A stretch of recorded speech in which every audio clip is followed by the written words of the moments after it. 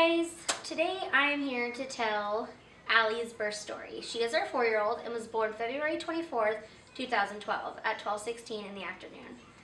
I was induced with Allie at 37 weeks to the day due to low amniotic fluid. I had been getting non-stress tests every 2 days, and they would check the fluid every maybe I would say at least once a week, sometimes twice a week, depending on how I was feeling.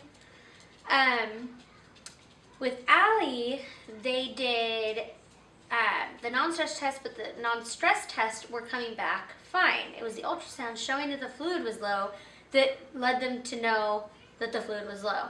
So, if there was any advice I could give to anybody, it would be don't always trust the non-stress test.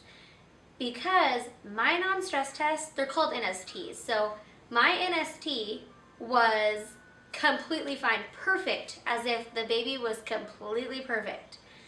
The ultrasound was showing low fluid. So every 2 days I was going in for the NSTs. Every once a week, sometimes twice a week, I would get ultrasounds. Now these ultrasounds were called BPPs. They are biophysical profile ultrasounds. They are very extensive, 45 minutes to an hour, which are not fun when you're 9 months pregnant. So fast forward to the last one I had. My doctor called me to let me know that the hospital had room for me to come in and do my NST and my BPP.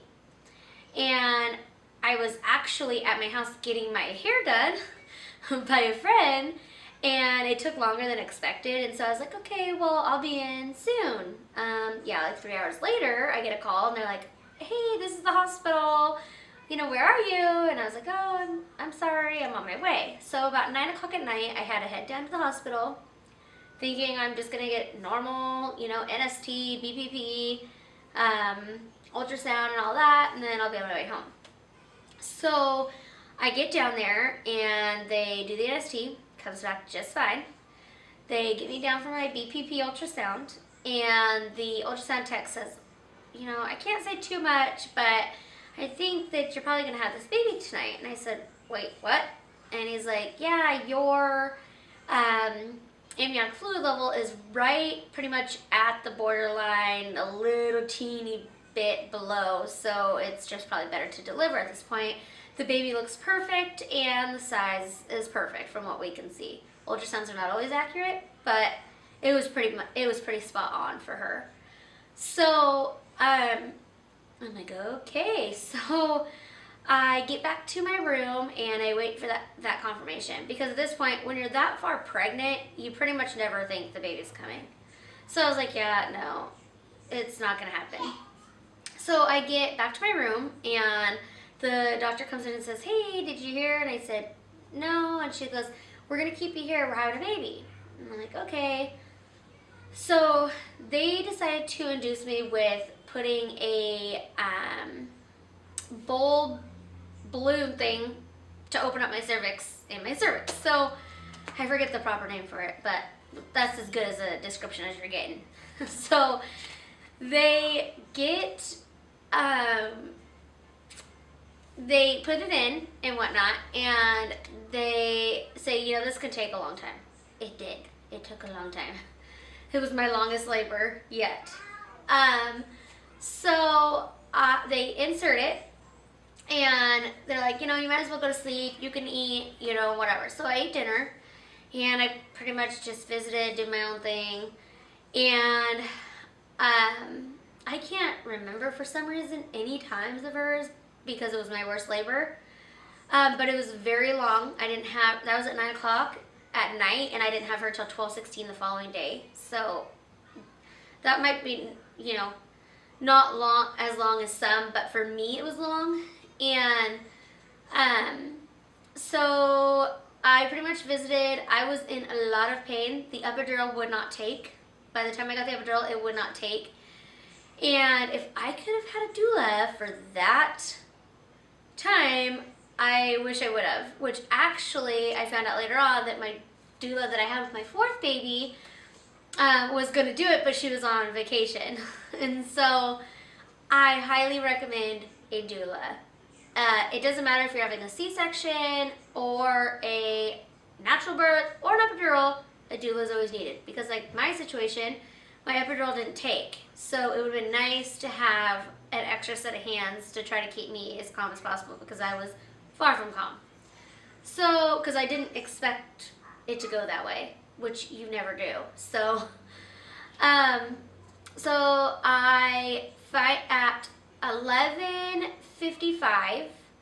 Actually, I think it was like 11:56. We have video of it. I'm not gonna post my birth video, but I would if it was a little bit different nature. But I'm not comfortable posting the dramatic scene of my birth. Plus, you don't see me deliver her anyway because they made us turn off the camera. Anyway, so at like 11:56, they were like, okay, well, you're at an 8. And I go, no. So at like 12:05, I go, I need to push. And they're like, no, you were just at an 8. Like, you don't need to push. You're fine. And I'm like, nope, I need to push. So they check me and they're like, yeah, you're fully dilated. We're going to start pushing. We started pushing at 12:10, and 12:16, Allie was born. So once the pushing, third baby, once the pushing started, it was fine. But I did not expect the epidural not to take. I did not expect to even be there having her at 37 weeks. Now, some people might ask, oh, well, how was your 37-weeker? Being, a little early. She was perfectly fine. No complications whatsoever. She was healthy, and she was 6 pounds, 8 ounces, and she was perfect. We had no issues at all, and, we just didn't have any issues. So, postpartum. Now, again, I don't do well postpartum for some reason. Again, this does not happen to everybody. This actually is a small percentage of people that this happens to. But I had what they call a spinal headache, meaning that when they try to do the epidural, fluid came out of my spinal column, which they told me when they did it that it was a mess up. But they did not tell me that I would have a headache that I can't even tell you how bad it was. It had me in the hospital for 4 days. I went home, and 2 days later, I couldn't take it anymore. And I went back and had to have a spinal block done. They took me into an OR room. They took blood out of my arm and put it in my back to raise my brain up off my spine, for lack of better words. And that was absolutely terrible. The worst pain I've ever been in my life. Ever. I was throwing up. I felt like I was going to pass out anytime I stood. I could not take care of my baby at all. The only thing that remotely helped a little bit was laying flat. They had me on all sorts of pain medication. I'm not kidding. You wouldn't believe how much pain medication they had me on. None of it touched it. I found out later, the doctor said, the OR guy that did it said none of it would have worked because your brain's sitting on your spine. It's not supposed to. So it wouldn't have worked. It was very painful. I wouldn't wish that upon anybody. So after that, after the blood patch worked, still to this day I feel like I can feel tinges of it.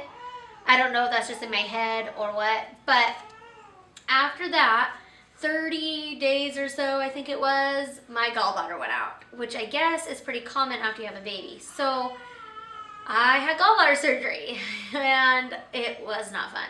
Like, that was a terrible surgery too. So recovery after Allie was hard. I was like, I'm never having any more kids because my recoveries just keep getting worse. As some of you know that have multiple children, after you have each baby, you're contracting after the baby, your cramping gets worse. So, yeah, it was pretty bad. It went on for a while. As you can hear, my 6-month-old just got her first tooth today and is whining. So, I got to go take care of her. But I hope you enjoyed Allie's birth story. Her name's Allie Taylor, and she is a crazy 4-year-old, like, any 4-year-old. I hope you like this, and go ahead and hit that red subscribe button, and come back tomorrow for another video. Bye, guys.